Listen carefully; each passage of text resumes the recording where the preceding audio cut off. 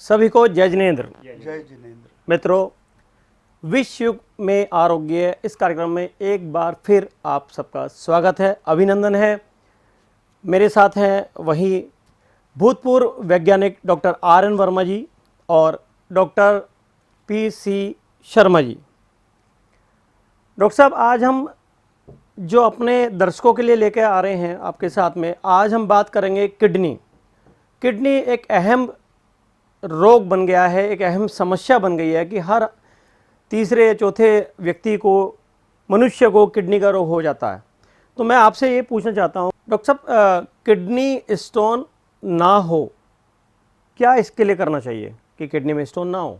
Kidney में stone तो तब बनेगा जब आपका मूत्र गाढ़ा हो जाए, माने मूत्र का रंग पीला हो। जी। तो आपने सबसे पहले ये काम करना चाहिए कि पेशाब करते समय उसके रंग पर ध्यान देना चाहिए कि वो सफ़ेद ही रहे। यदि पीला दिखता है तो थोड़ा पानी पी लिया जाए।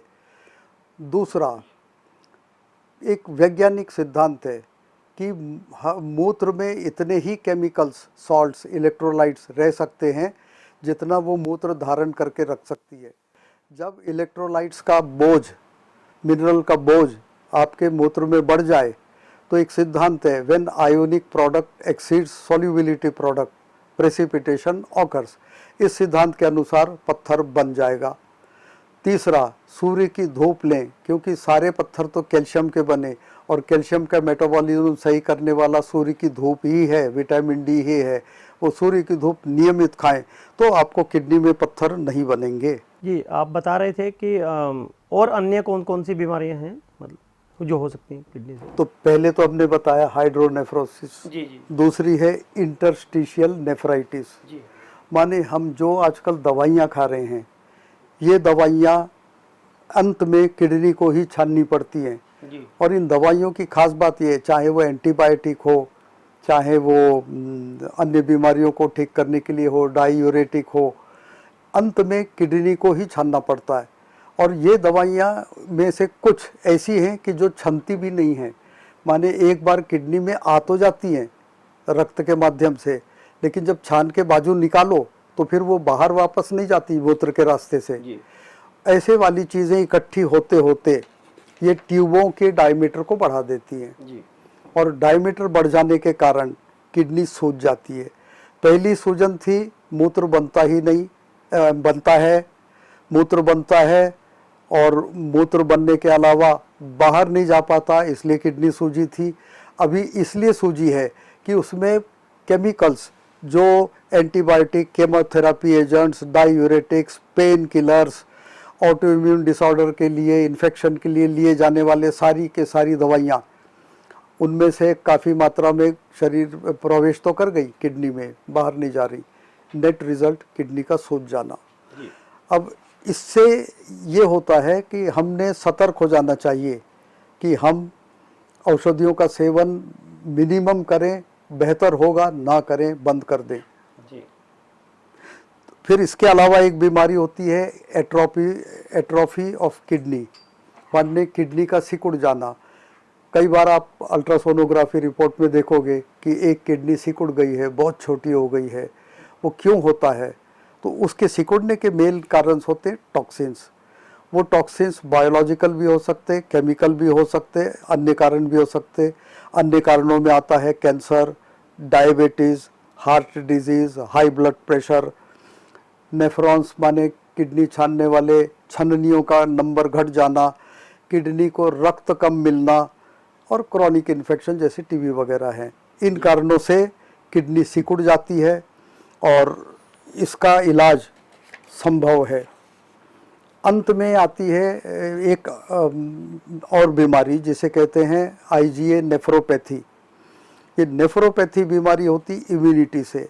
माने अगर हमारे शरीर की रोग प्रतिकारात्मक शक्ति तीक्ष्ण रहे, तीव्र रहे, तो हमको ये बीमारी कभी आ ही नहीं सकती। पर आजकल का खान पान, रहन सहन, उल्लंघन प्राकृतिक भोजन पानी के नियमों का इतना बढ़ चुका है कि हमारी इम्यूनिटी पावर कमज़ोर हो जाती। जहाँ इम्यूनिटी कम हुई वहाँ पे ये वाली IgA नेफ्रोपैथी जो इम्यूनिटी बेस्ड है वो हो जाती।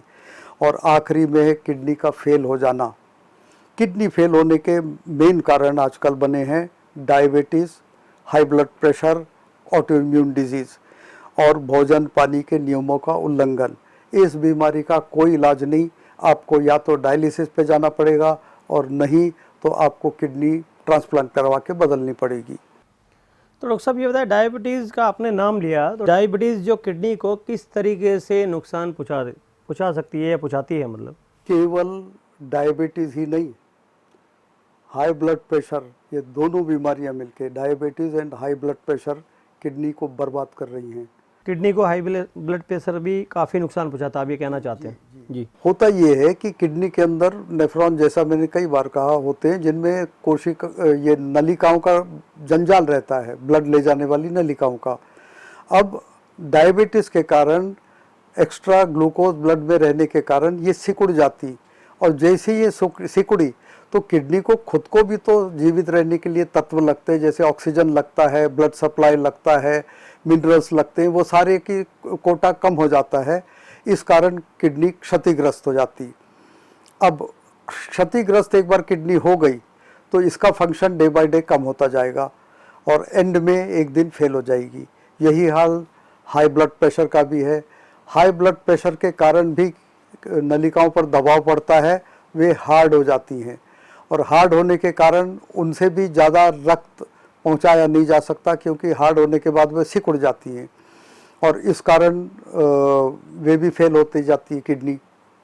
तो ये दोनों से बहुत बचना चाहिए। और आज हाई ब्लड प्रेशर और डायबिटीज़ दोनों ही बीमारियां कंट्रोल के बाहर है, कोई इसकी परवाह नहीं कर रहा है, एंड उनको किडनी दोनों ही बड़ी बीमारी है रूप में दोनों है, दोनों के एंड तकरीबन जिस किसी को देखो उसमें ये दोनों बीमारियां, खासकर डायबिटीज, मधुमेह जिसे बोलते हैं, वो तो अक्सर ये तो जन्म ले ही लेती है। ये तो एस्टैब्लिश फैक्ट है मेडिकल वर्ल्ड का कि जिनको डायबिटीज़ है उनकी किडनी फेल हो जाएगी, खराब हो जाएगी, लीवर खराब हो जाएगा, और हार्ट खराब होगी, हार्ट खराब होगा, डायबिटिक फुट, माने चलने फिरने की भी ये नहीं रहेगी शक्ति।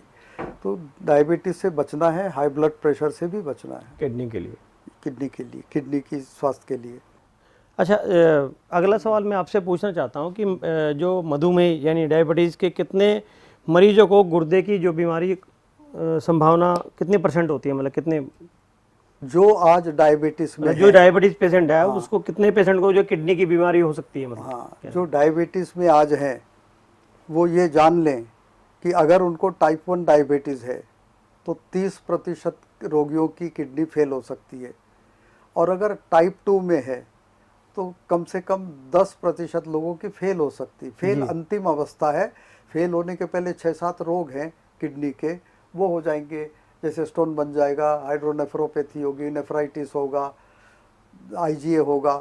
तो ऐसे डरने की बात नहीं है जी। आज भी अगर डायबिटिक्स अपनी ब्लड शुगर को मेंटेन कर लें तो किडनी बचेगी जी। और अगर वो कोई नियंत्रण नहीं रखते जी, और केवल डायबिटीज को नहीं, ब्लड प्रेशर को भी नियंत्रण में रखना पड़ेगा, तब किडनी बचेगी। जैसा कि आपने बताया कि मैं इस पे एक और क्वेश्चन आपसे पूछना चाहता हूँ कि जो डायबिटीज़ मधुमेह है, जो उसके पेशेंट हैं, तो उनमें जो गुर्दे की बीमारी होती है उसके क्या सिम्टम्स यानी लक्षण क्या हैं उनके, जो पता लग जाए? देखिए, एक तो सबसे पहला लक्षण मिलता है जहाँ गुर्दा किडनी खराब हुई तो अल्बुमिन निकल करके यूरिन तक पहुँच जाता है, आना नहीं चाहिए। उसके बाद टखने जो होते हैं, जहाँ पायल पहनी जाती है, महिलाएं पायल पहनती, वो भाग में आपको सूजन दिखाई देगी जी। रात में पेशाब बार बार लगेगा जी। उसके बाद ब्लड में यूरिया और नाइट्रोजन की ये कंसंट्रेशन बढ़ जाएगी जी। और मतली, उल्टी, कमजोरी, पेलनेस, एनीमिया, खुजली, ये भी दिखाई देंगी। जैसे कि आपने आज इतनी जानकारी प्राप्त की किडनी के बारे में, और मधुमेह से रिलेशन यानी डायबिटीज़ पेशेंट और किडनी का रिलेशन आपने देखा, लेकिन इसमें अभी बहुत महत्वपूर्ण जानकारी बाकी है। तीसरे एपिसोड में हम कल आपको बहुत डॉक्टर साहब के थ्रू जानकारी देंगे। तब तक के लिए जय जिनेंद्र। जय जिनेंद्र। इस कार्यक्रम के प्रायोजक हैं सदालन फैब्रिक मुंबई एवं Swarnashree gold and diamonds Vijayawada.